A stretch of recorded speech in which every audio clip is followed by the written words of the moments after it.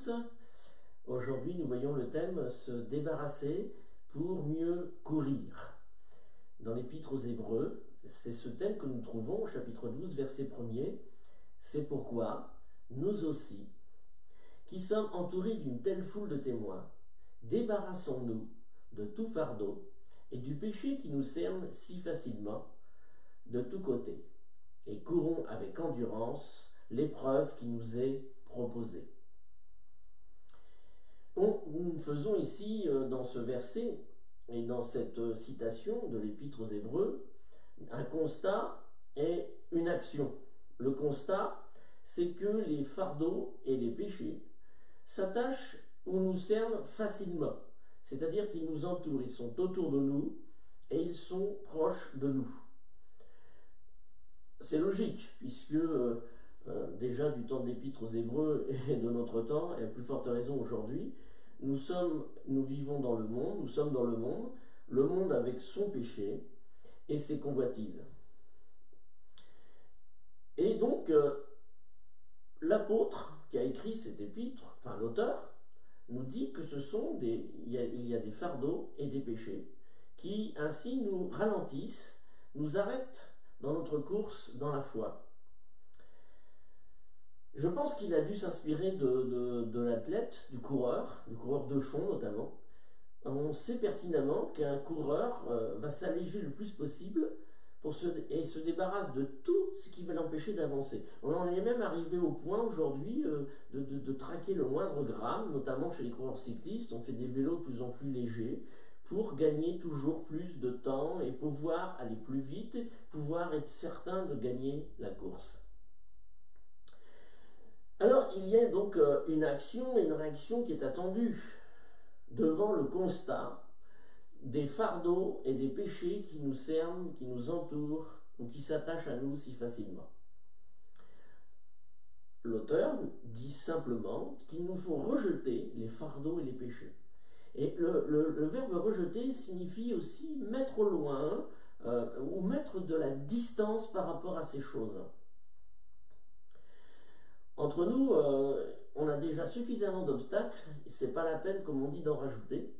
Le diable sait s'opposer à nous et il nous met suffisamment d'obstacles pour nous empêcher d'avancer, de marcher, de courir dans la carrière qui nous est ouverte. Alors, il ne s'agit pas effectivement de rajouter nous-mêmes en prenant des fardeaux ou, comme on dirait, un sac à dos tellement lourd que ça nous empêche d'avancer. Nous constatons aussi dans ce passage qu'il est question de tout le monde, puisque l'auteur s'inclut dans la citation, il dit « nous ». Et il dit aussi qu'il nous faut donc courir avec persévérance, parce que ce n'est pas forcément toujours évident, toujours facile, mais il faut persévérer. Alors, mais de quoi parle-t-il donc ? Quand il parle de péché, quand il parle de fardeau qui s'attache si facilement à nous, qui nous entoure, qui nous cerne si facilement. Eh bien, les fardeaux, je ne pense pas que ce soit les épreuves permises par Dieu ou les difficultés du moment présent. Dans la Bible, nous voyons que ces choses n'empêchent pas de continuer la course vers le but. Il y a les témoins de la foi. Il dit qu'on est entouré d'une foule de témoins. Et quand on prend tous ces témoins, on s'en aperçoit que, effectivement, ça ne les a pas empêchés de courir vers la carrière qui leur était ouverte. Et quand on prend les apôtres, notamment l'apôtre Paul, qui a subi tellement de difficultés, et il parle même des afflictions du moment présent, ça ne l'a pas empêché d'avancer avec le Seigneur. Non, je crois que c'est plutôt tout ce qu'on prend en plus, on se charge et qu'on prend dans notre marche chrétienne. Donc les fardeaux ici, ça serait plutôt, et on doit le reconnaître, par exemple, le sac à dos très lourd du matérialisme et de l'attachement au bien. Et reconnaissons que si c'est le cas, on prend ce sac à dos, ça nous empêche de courir vers la carrière qui nous est ouverte. Mettre sa vie en premier et Christ en second plan. Quelque part, donc, c'est refuser le renoncement demandé par Jésus, qu'il soit le premier. Et ça aussi, c'est un fardeau. Si on met sa vie en premier, c'est un fardeau qui nous empêche d'avancer. Dans Matthieu chapitre 6, verset 33, il est dit ceci: faites donc du règne de Dieu et tout ce qui est juste à ses yeux votre préoccupation première. Et toutes ces choses vous seront données en plus. C'est-à-dire tous les soucis de la vie, tout ce dont on a besoin, tout ce qui n'est pas de spirituel, eh bien Dieu va s'en occuper. Il va s'occuper du manger, du boire, il va s'occuper de notre logis, etc., etc. En tout cas, le contexte du passage parle du manger, de s'habiller. Ne vous inquiétez pas, dit Jésus. Donc nous voyons les fardeaux. Eh bien, il ne faut pas se charger de ces choses, sinon on n'avance pas correctement. Et je crois même que ça peut nous arrêter d'avancer avec le Seigneur. Les péchés. Tout péché, bien sûr, est un poids et un obstacle dans notre course que nous menons vers le but. Et il y a des péchés, certes, que nous rejetons facilement. Je pense au meurtre, et je n'ai aucune connaissance chrétienne qui ait commis un meurtre. Alors c'est sûr que c'est des choses qu'on rejette assez facilement. Que dire aussi de l'adultère, le vol. Quoique le vol...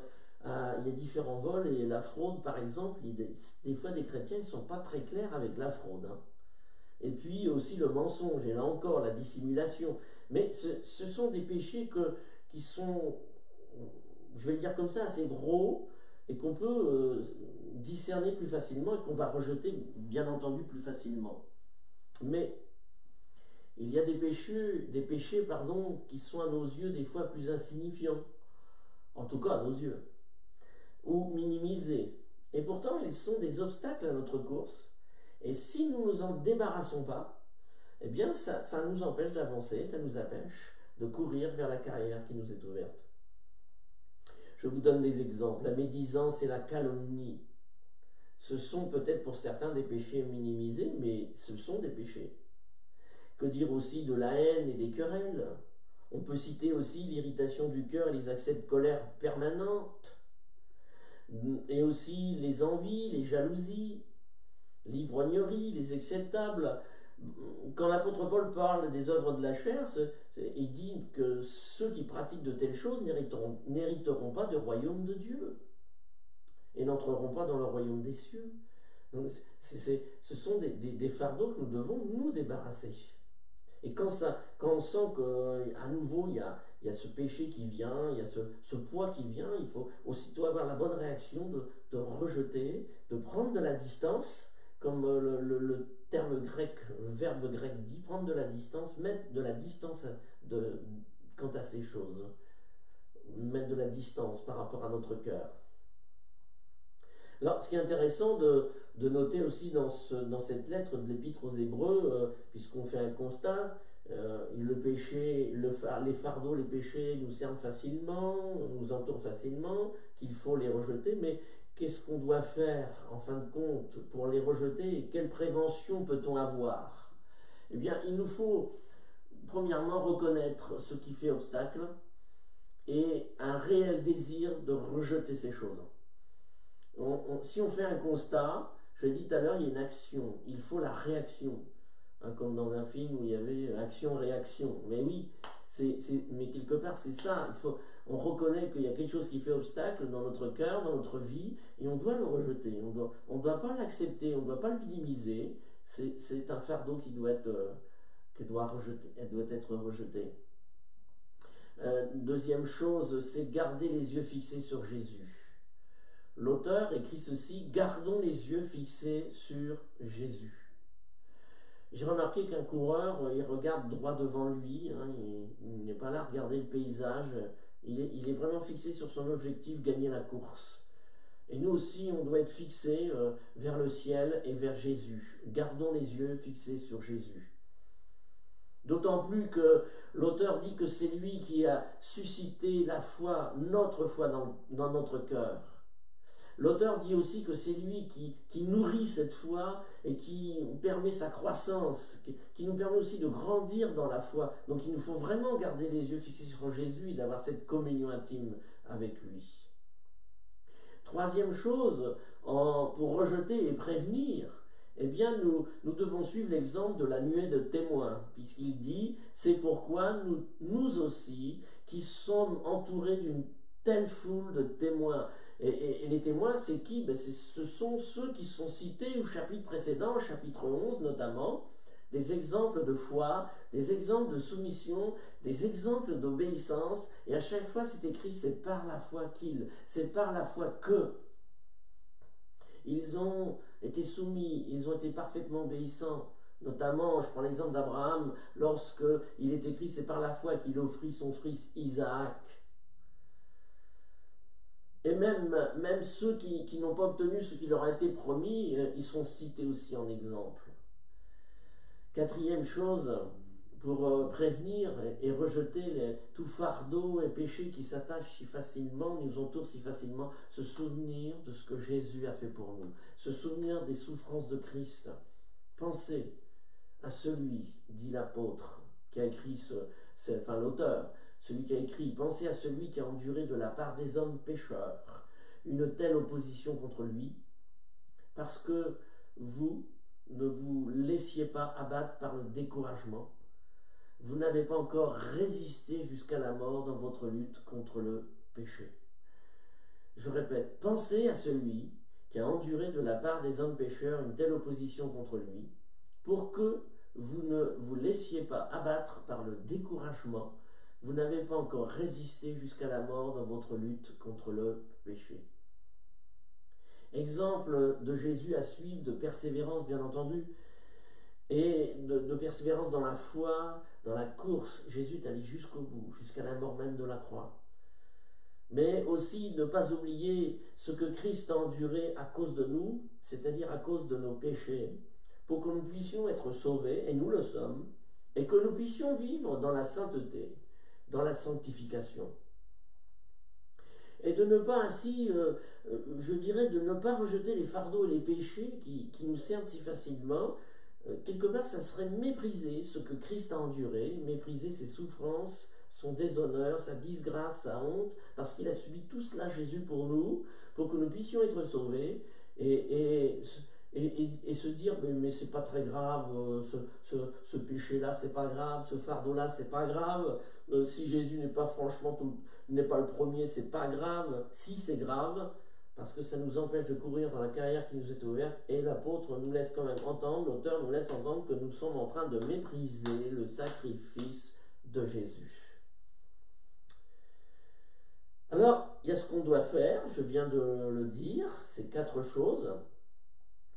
Et puis, il y a ce que Dieu fait pour nous aider, pour rejeter les fardeaux et rejeter les péchés. Il nous avertit, il nous corrige et il permet les épreuves. Mon fils, dit l'auteur, mon fils, ne prends pas à la légère la correction du Seigneur et ne te décourage pas lorsqu'il te reprend. C'est notre Père. Il nous aime et il agit en tant que Père.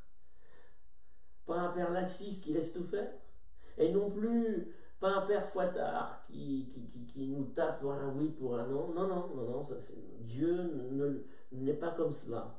Il nous aime, alors il agit comme un Père doit agir. Il parle à notre cœur pour que nous puissions ainsi réagir. Comme je le disais tout à l'heure, il y a une réaction à avoir. Donc il va parler de différentes manières à notre cœur, à notre conscience, pour que nous puissions ainsi, et ça va nous aider à rejeter les fardeaux et les péchés qui nous servent si facilement.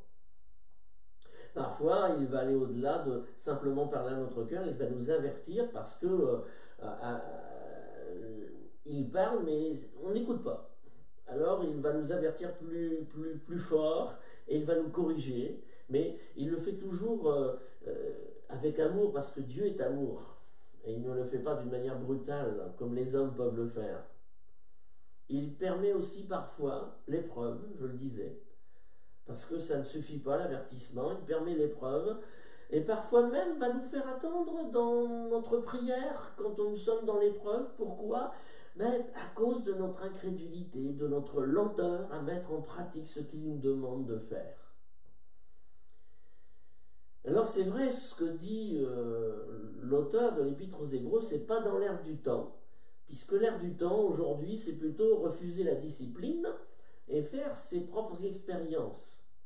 Non, non, Dieu ne nous laisse pas livrer à nous-mêmes, notre Père qui nous aime ne nous laisse pas livrer à nous-mêmes, il va agir et il agit, béni soit son nom. Certes, dit-il l'auteur, certes sur le moment une correction ne semble pas être un sujet de joie, mais plutôt une cause de tristesse, mais par la suite, elle a pour fruit, chez ceux qui ont été ainsi formés, une vie juste, vécue dans la paix. Amen. Alors je vais terminer et je cite Hébreux 12, 28, la fin de ce chapitre, qui nous dit ceci: le royaume que nous recevons est inébranlable. Soyons donc reconnaissants et servons Dieu d'une manière qui lui soit agréable, avec soumission et respect, car notre Dieu est un feu qui consume. Amen. Nous sommes dans le royaume de Dieu et nous avons le privilège d'être déjà entrés dans le royaume de Dieu. Alors courons vers le but, et ceci avec persévérance comme nous y sommes invités par l'auteur. Rejetons tout ce qui entrave notre course et nous alourdit et nous empêche de courir convenablement. Concentrons-nous sur Jésus. Nous devons être christocentriques, c'est-à-dire tout doit tourner autour de Jésus. Et enfin, acceptons la discipline divine. Nous ne sommes pas sous un régime de démocratie dans l'Église, nous sommes sous un régime de christocratie, c'est-à-dire l'autorité, c'est Jésus. C'est Jésus qui nous dirige, qui nous conduit, c'est Jésus qui doit avoir la première place. Et nous devons accepter son autorité et accepter aussi, quand c'est nécessaire, la discipline de notre Père Céleste, parce que nous en avons besoin pour rejeter les fardeaux et les péchés qui nous entourent si facilement. Que Dieu vous bénisse et que Dieu nous bénisse dans ces temps. Amen.